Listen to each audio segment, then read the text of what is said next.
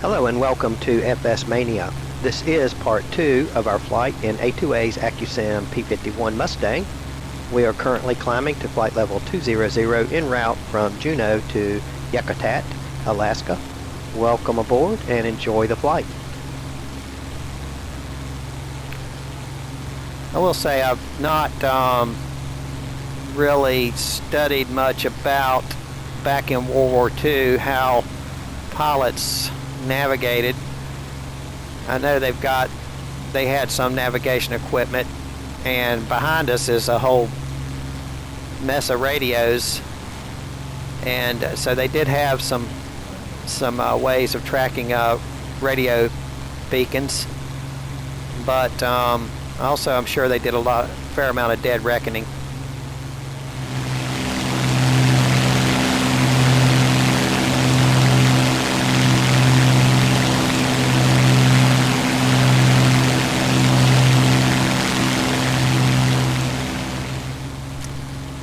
Which is what we're doing now. And here's Glacier Bay right ahead. And we'll just look at the chart. And main reason I decided to fly up here to flight level 200, for one thing, I wanted to bring the airplane up where it performs well with the supercharger. It's a 2-stage supercharger. And also I wanted to, there's some mountains up here that reach up to about 15,000 feet, and I wanted to make sure I didn't hit them. So a couple of good reasons for coming up to flight level 200, and also it gives us a chance to perform some maneuvers. And we're going to do a high-speed dive. This airplane, when it gets close to the speed of sound, there's something called compressibility that you can feel it kind of pushing against the airplane, and it starts shaking violently. And we're coming up on our altitude, so I'm trimming my nose down just a little bit, let our speed come up. And now not only do we have to watch altitude, but we have to pay attention to heading and altitude. So we want to level off here at 20,000. You can see the 2 being indicated there, coming up on 20,000. And really I should just be steering straight for the sun. And there's our 20,000. And it's not a very easy airplane to trim, I have found, and get it to fly dead level. It wants to drift up or down, and so really have to just keep my eye on it. And this has a lag in it. The VSI, the vertical speed indicator, has a little bit of a lag, so you're better off keeping an eye over here. And I can see it, that's moving, so I know I need to push my nose down just a little bit. And this is pretty accurate right here, so if you put your about a half a bar down, you're going to come down easy. And it keeps wanting to drift up, so I'm going to just keep adding as we're picking up airspeed. I'm needing to add some more trim. And yeah, it's a full-time job just flying straight and level in the airplane.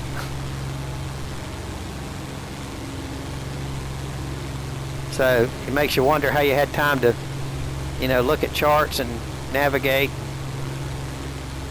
do other things.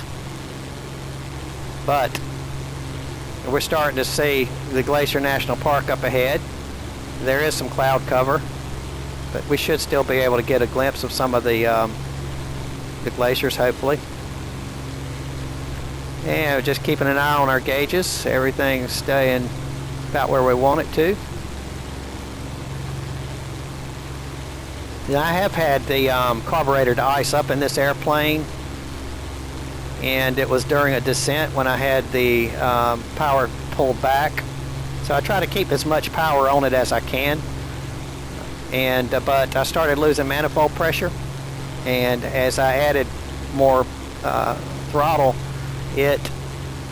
RPMs, the manifold pressure didn't increase. It gave me a clue I got carb icing. So I applied full carb heat, And when I did, it took probably a good 30 seconds to maybe even a minute for it to clear out. I had to wait. You got to wait for it to the heat to melt the ice that's in the throat of the carburetor. But once it did, then manifold pressure jumped back up, and I took the carb heat off and went on my way. So yeah, this airplane does keep you busy. And now that we're cruising, I'm going to bring our prop back. Should have already done that actually. 2400. And that'll pick us up some airspeed. Yeah, I started to say that prop really sounded like it was straining, and it was. I had the here at cruise speed, had it up at 2700. We should have been down around 2400. Now as I picked up airspeed, I have a need to trim the nose down. See, it wants to climb.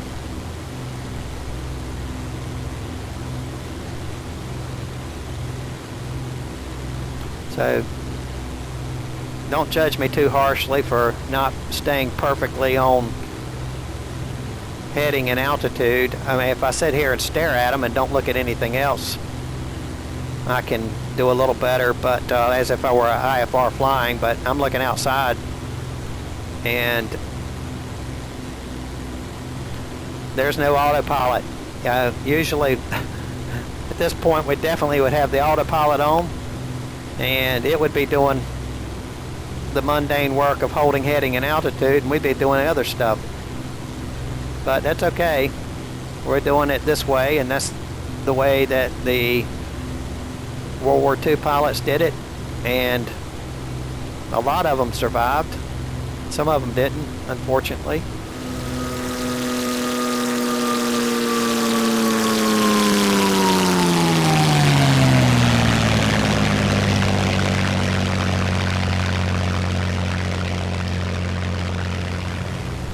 So let's see, while we're en route here and looking at everything, I'm going to have to, just more from memory, I can't read notes, talk a little bit more about the airplane and fun facts. So one of the fun facts, I think, is a very famous pilot in the U.S. at any rate. If you're from here, you may have heard his name, probably have, that flew the P51 as a gentleman named Chuck Yeager. And interesting story, Chuck Yeager, he was born in 1923, and he enlisted in the U.S. Army Air Force as a private, and became an aircraft mechanic.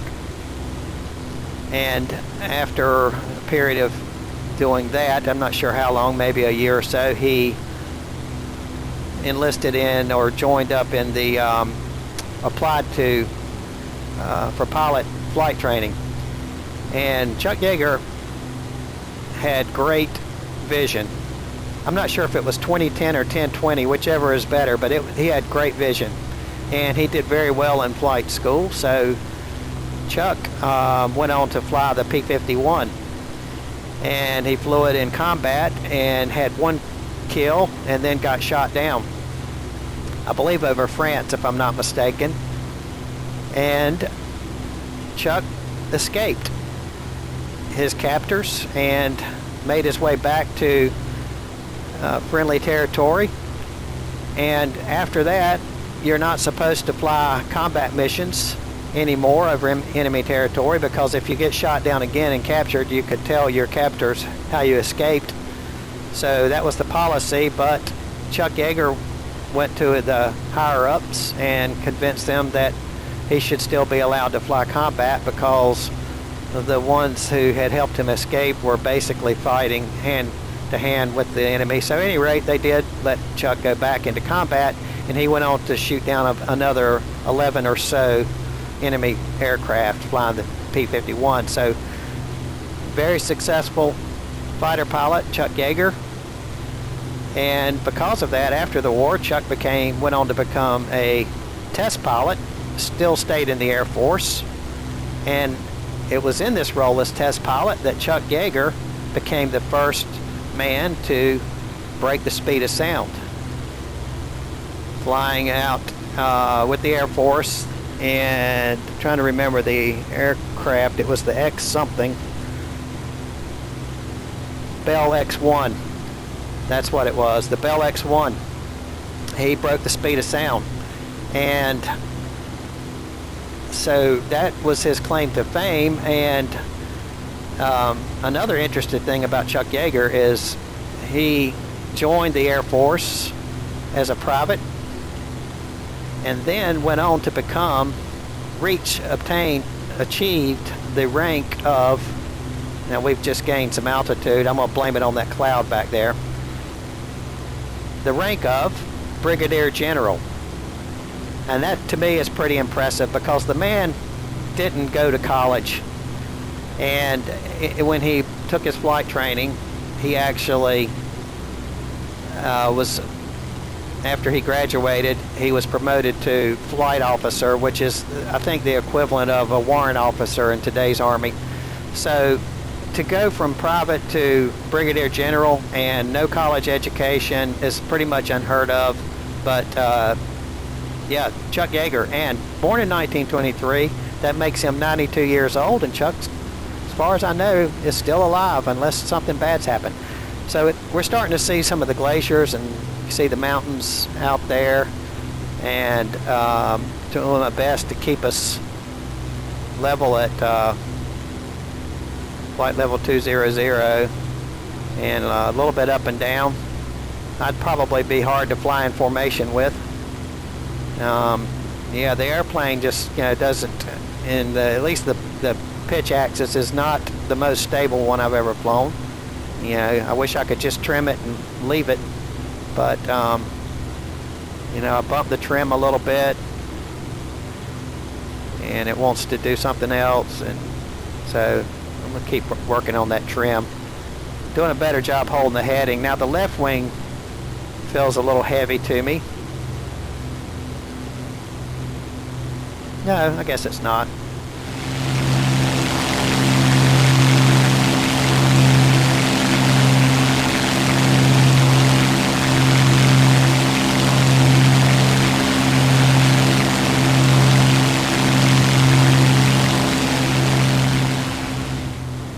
Gauges all look good over here.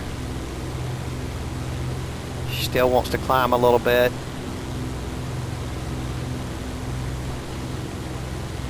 You can see some of these glaciers, rivers of ice basically. And watch it there, buddy.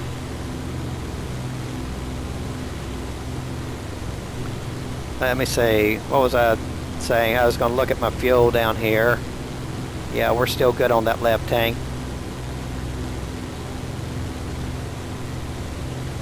So we're cruising along, indicating 325 miles per hour or so. Picking up a few bumps, I think, off of these mountains. A little bit of updraft and downdraft. Yeah, there goes the right wing. So we'll just keep everything coming along here.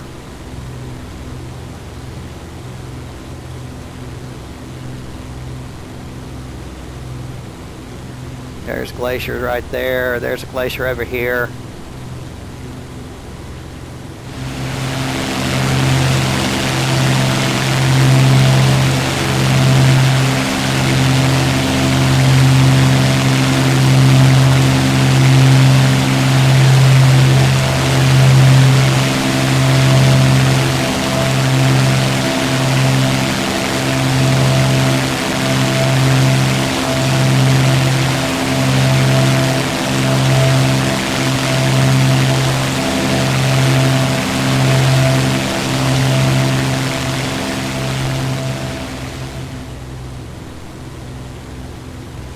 Glacier National Park off to the right wing. Gulf of Alaska off the left wing. Yakutat straight ahead. Yakutat, Yakutat, Yakutat. I think it's Yakutat. We'll go with that.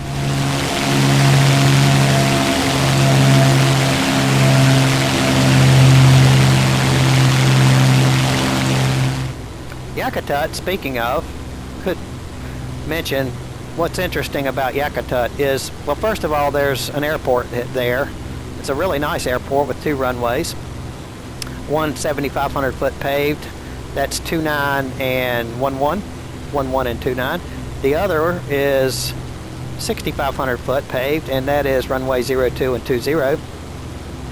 It was built during the war, 1940s, by the Army Air Force, part of the strategic, I don't know, was part of some kind of plan that they had to, I think, keep the Aleutian Islands safe from invasion.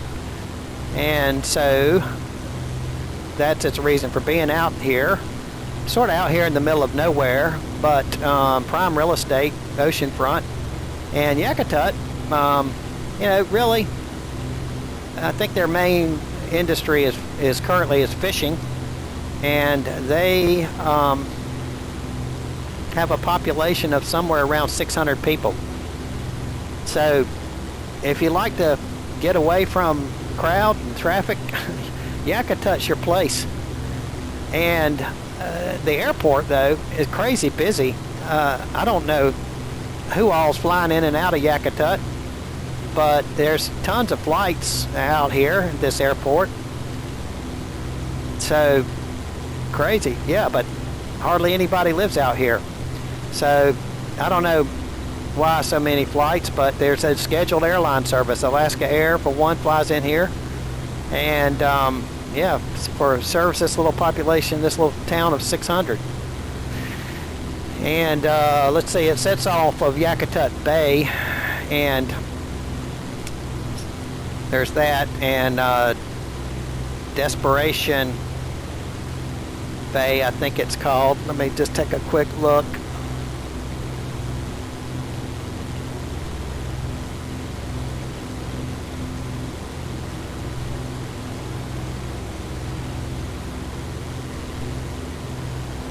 Disenchantment Bay, stand corrected. All right, so here we are. We're 200 feet too high, and one of the things, we've got this nice bubble canopy to help us watch for bandits, and when we turn our head, you can see we automatically start climbing. And another way to check for traffic would be roll the plane inverted, and we could look that way, and then we can roll it back up. Now, you notice how I got us right back down to flight level 200. Yes, usually when I do a barrel roll like that, I end up losing a little bit of altitude. So what I should do is roll slowly, and as the nose comes back up, pull it up here carefully. She rolls pretty fast, probably faster than that. I have tweaked my settings on my controls. As you see, I lost 500 feet there. We'll get that back.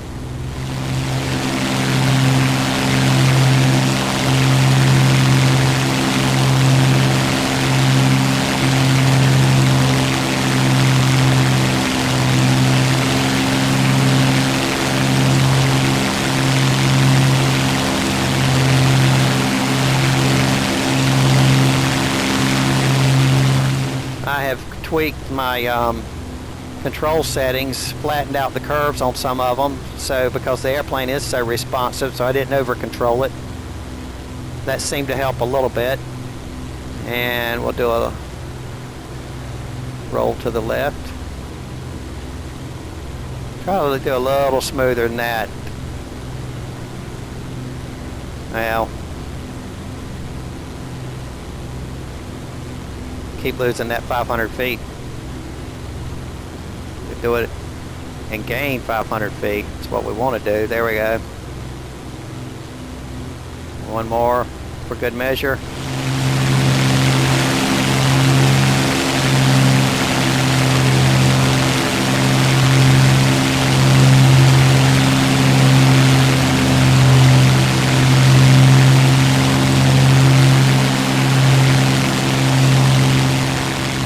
So, where in the world are we? Let's see, there is a body of water. Let me look on my chart. We're going to need to know that. where we are. I think that's called Harlequin Lake.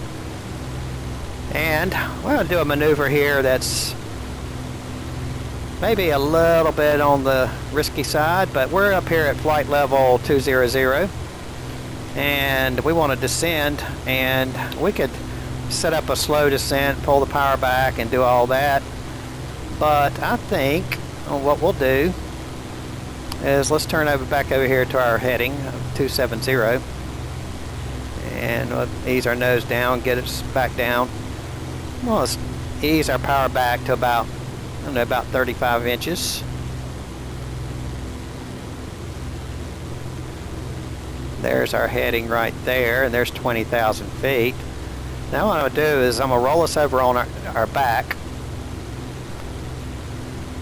and then I'm going to pull the stick towards me, and let's go vertical. And when we get vertical, which is along in here, I'm going to spin us 180 degrees and pull us out. You can feel that compressibility. And now we're down at 12,000 feet. And we'll just keep it coming down. See how she's shaking? We're indicating about 400 miles per hour right now. So we lost a lot of altitude and we gained some airspeed. And we get down to 10,000 feet, we'll slow us up so we don't bust that speed limit.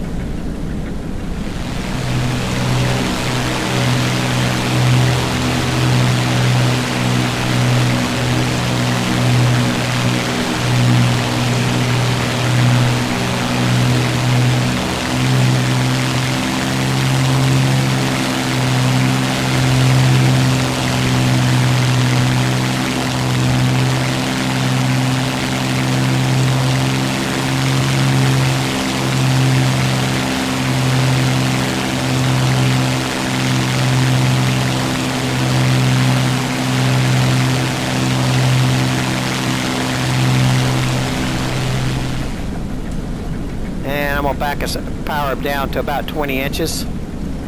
We can start slowing up. So, I'm not sure what to call that maneuver. The first part of it's a split S. Notice our wind is fogged up there. And we just went down below 10,000 indicating 350 miles an hour. So, not too worried about that because we don't have a transponder. So there is no ATC really going to be watching us.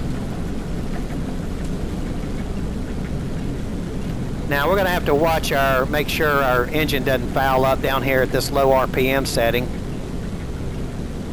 And basically now we just need this airplane to slow down, and that's going to be the challenge at this point, is getting her to slow down enough to land it. And we're not that far away from our destination airport. One thing we can do is once we get it somewhat slow, and I'll just keep this power back,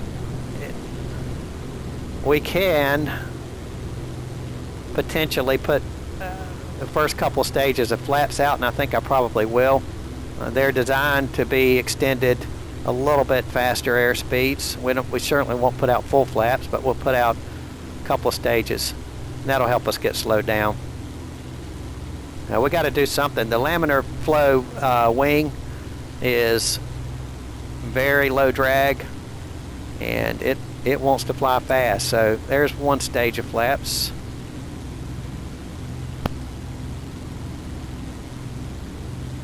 And let's get in a second stage. There we are. And we'll get a little drag out there. The other thing we can do is increase the RPMs on our prop, and that'll give it some drag too. So we'll go ahead and bring those on 2700. And let's check our fuel situation.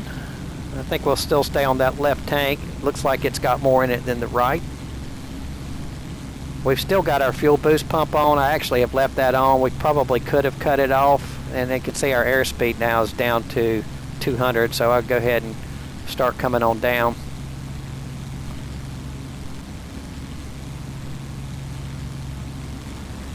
I want to try to keep that manifold pressure up, the power setting up to about 20 inches if possible.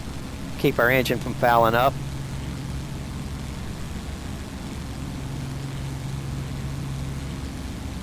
And those flaps are helping me get down, but not too fast in terms of our speed.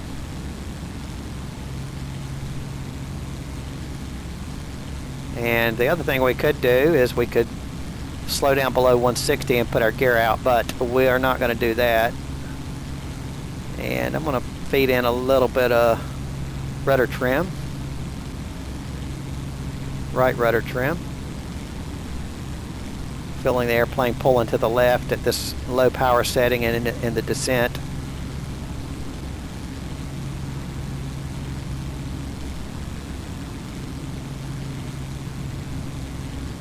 And I see the airport. I'll go ahead and line up for a final approach to its, well, I lost it. It's right over in there. I'm going to line us up. Oh, and another way to slow up too is high speed, high G turn, steep turn. In fact, we could just do a quick little 360 here.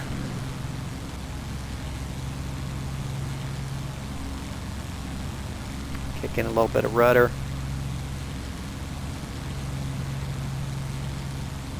That really slowed us down.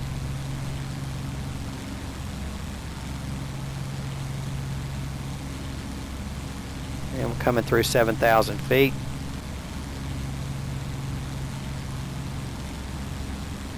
There's the airport. You can see the approach lights down there. So that's another way to slow up.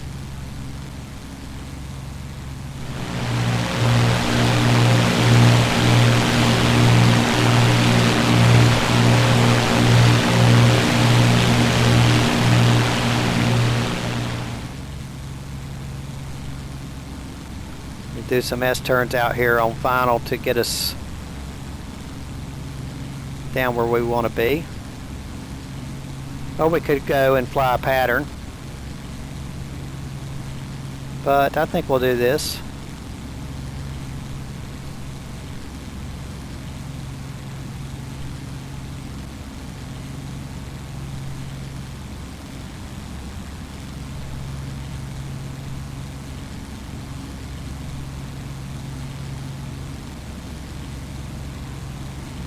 I feel like if I go towards the runway right now, we're going to be trying to descend too steep, too fast.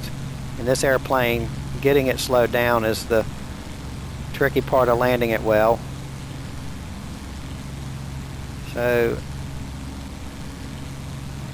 I want to pull our power back to about 19 inches or so. See if we can lose a little bit more altitude here in a 360 turn.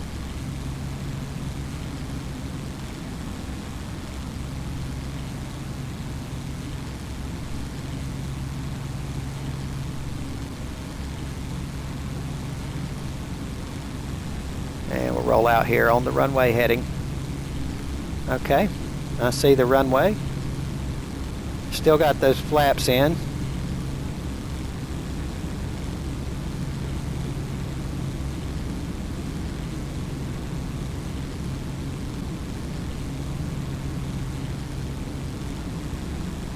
Sun's getting low in the sky. It's pretty big out there.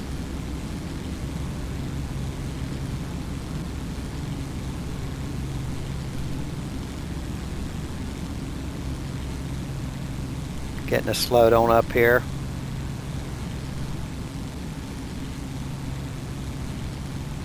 So I've got that power set back pretty low. I mean, indicating about 15 inches. That's about as low as I dare pull it back. This airplane will stall on you if you pull it back too far. And we're at 2,500 feet. What we'll do is go ahead and get us another stage of flaps in there. And we'll get our gear down. We'll get down here to 160.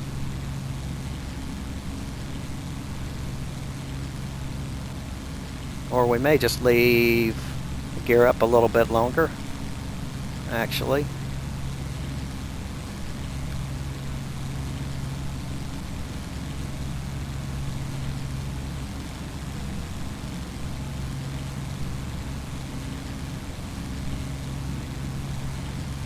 Use that to slow us down when we get a little closer.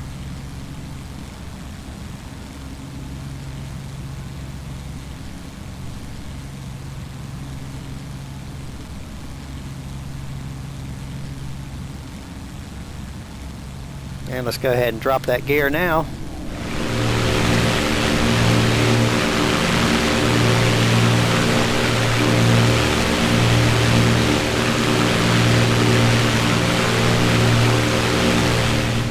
And we should be looking for a green light here.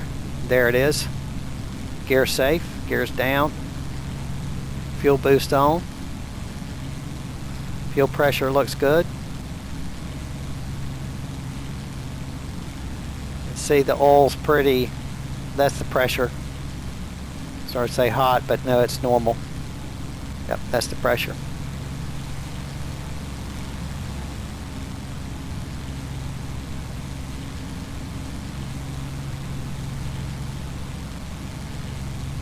Now I'm trimming up the nose.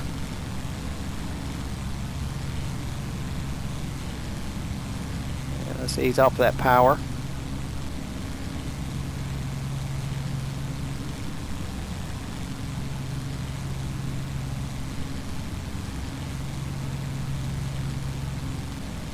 She still wants to go fast. We're doing 140 miles an hour. We need to lose about 40 of those miles per hour while we're descending. Coming down through 800 feet now.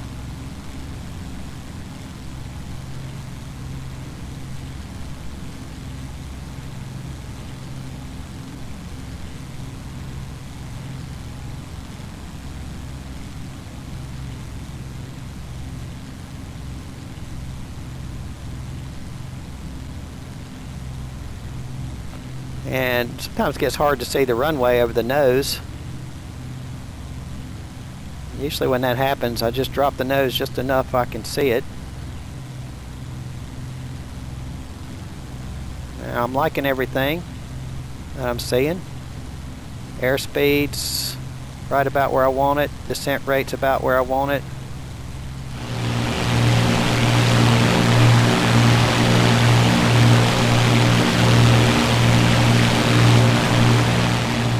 Some right rudder in here. That nose back on that center line. Off to the right just a little bit. There we are. And there's our runway. We're a little bit on the high side.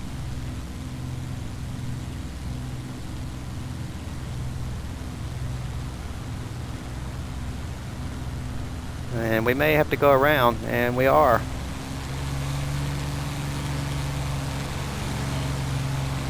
Let's get flaps up and the gear up. One stage of flaps at a time.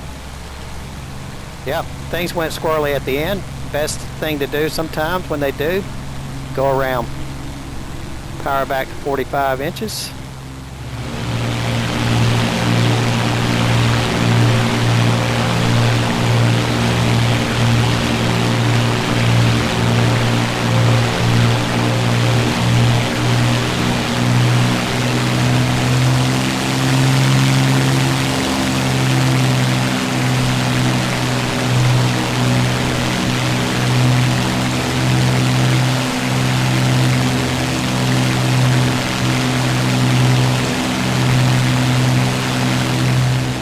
Let's turn back down to crosswind and then downwind. I'm getting this nose trim off. There we go. Nose down a little bit.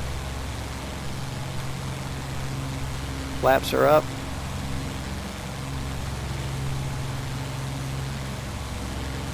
Nothing wrong with a go around when it's necessary, and that was a case where it was. Level the wings off here. Back off on the power. Drop our nose down, and I'm going to put 10 degrees of flaps back in, keep our speed at bay, and let's turn downwind.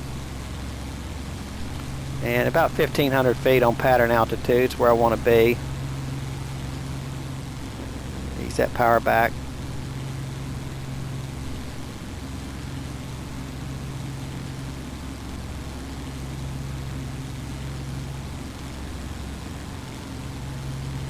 Alright, we're going to try it again. Maybe we'll do it better next time. There's the runway. We're downwind now. So you just basically have to fly this baby all the time.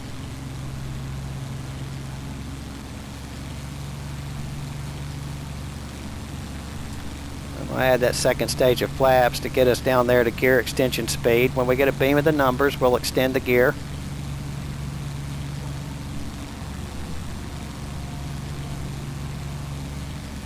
(1,500 feet). Beam of the numbers. Let's lower that gear.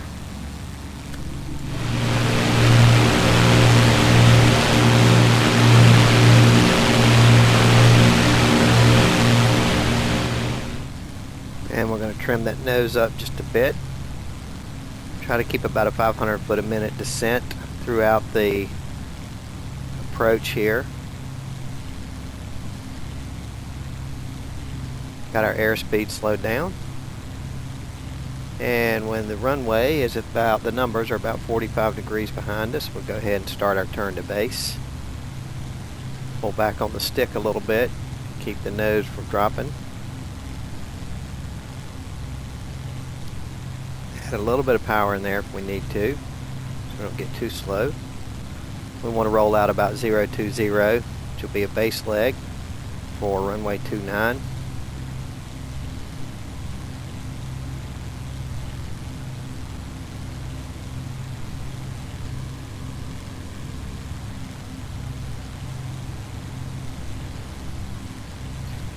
Level up our wings, check for traffic, look for the runway, there it is, and come on around to final.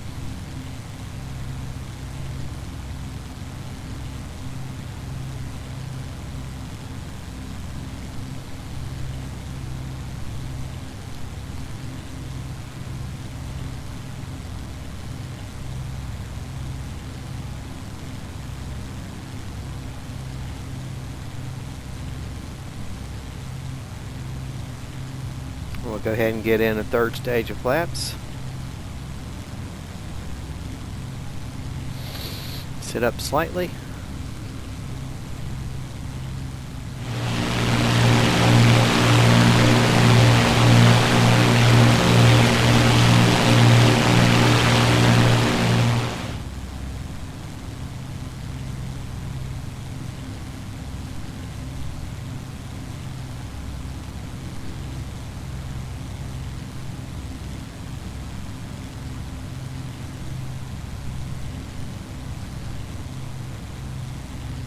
Barely see the runway.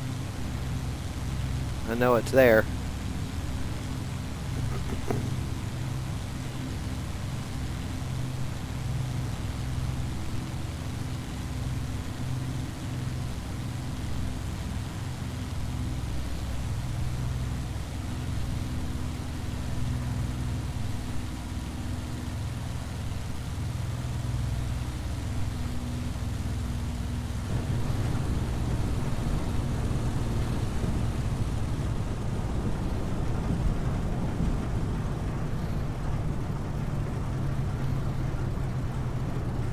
She always wants to drift left on me.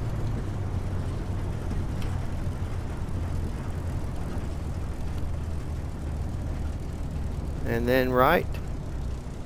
And all we can do to stay on the runway. But we did.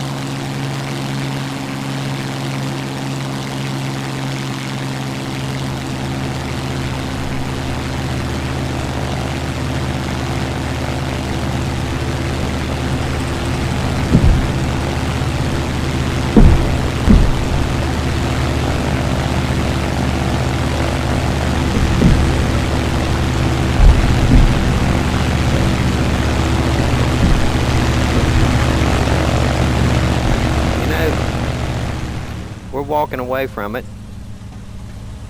It'd been nice to roll out on the center line, but you know what? I'm just going to take a landing that we can walk away from at this point. So, yeah, this airplane's got its challenges. No doubt about it. I'm definitely going to have to work with it a little bit more. Let's open up our canopy.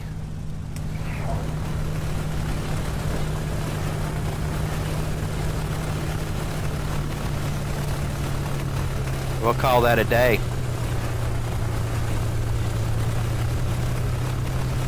Hopefully we didn't bend any metal or break anything. Crew chief won't get too upset with us.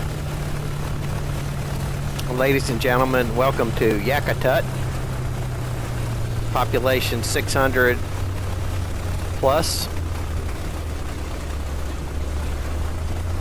This airport has something like pretty close to 20,000 aircraft operations a year. Average is about 50 some a day. 52, I think. About 60% is general aviation. And there's a grand total of 8 aircraft based here. So I want to know is where all these planes coming and going.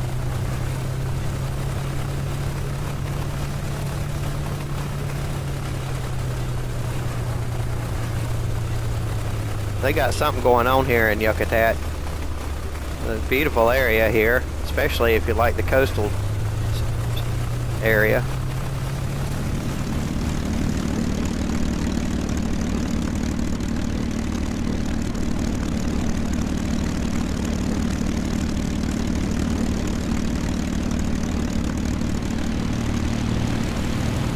Okay, clear the active there. Taxi over here to the FBO, see if we can get some fuel on board. And what we're going to do is going to come back again here very soon and practice those landings and takeoffs. Definitely need a little bit more practice. And I think I'm going to publish a video that produce a video that is doing nothing but flying the pattern and taking off and landing. That's going to be next.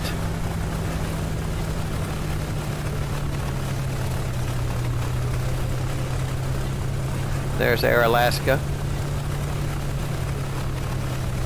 737. Here's some chaps over here at the fuel pumps.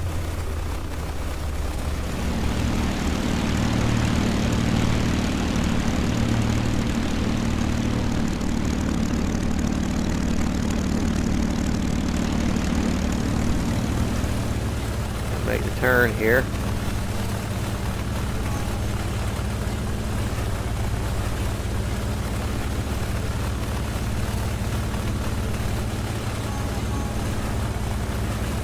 There we are. Now I don't want to get too close up there because weird things tend to happen.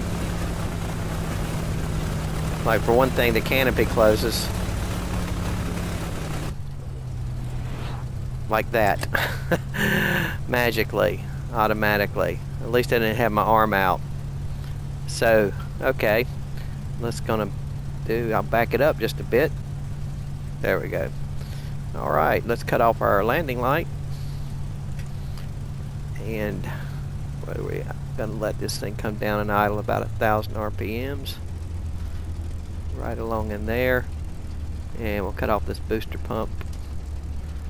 And let's bring our mixture up to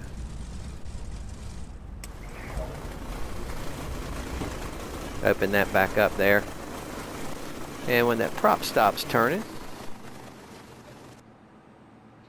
and we'll go ahead and cut off the ignition here. And we cut off these lights over here. Pitot heater. Set our brake. And let's say we can just go ahead and close this fresh air.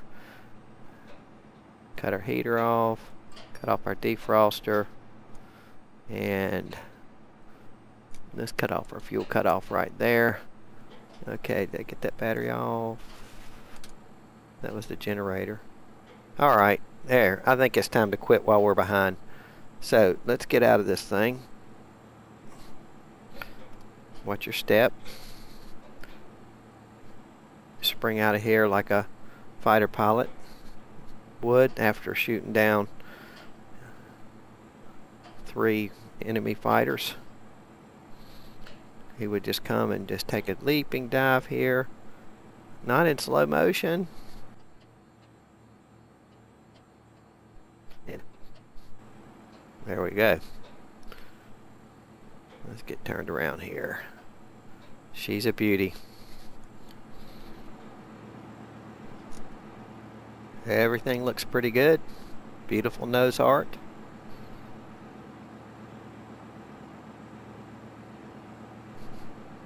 There's our radiator flaps there. They're still open. Just do a quick little walk around here. Yeah, everything looks good. Rocket powered tennis shoes on.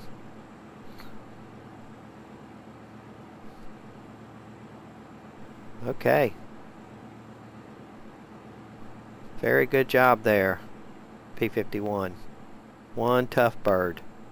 Alright, well, I'd say that's a wrap for this episode. Like I said, next episode we will be coming back and flying this airplane some more, doing nothing but taking off and landing right here in Yakutat. And we're going to see if we can get a little better at it. It does take a lot of practice and a lot of work, no doubt about it. So until then, I just want to say thank you again for joining me, and from FS Mania, so long.